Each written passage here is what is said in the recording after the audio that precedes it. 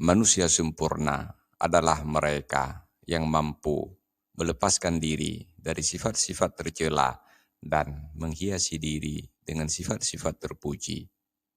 Zikir agar kita mampu melepaskan diri dari sifat-sifat tercela dan menghiasi diri dengan sifat-sifat terpuji adalah membaca Ya Thahir 215 kali dalam waktu seminggu. Littajalli binar razail wa tahalli bil fadail qul mi'ataini wa khamsata asyara marratan ya tahir walimuddati asbu'in wahidin fa inna lisalika asrun sari'un.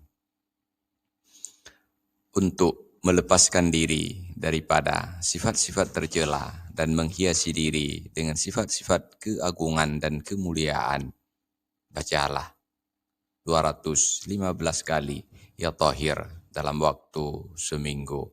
Fa inna lisalika asrun sari'un, maka efeknya cepat sekali. Wallahu a'lam bishawab, walhamdulillahi rabbil alamin.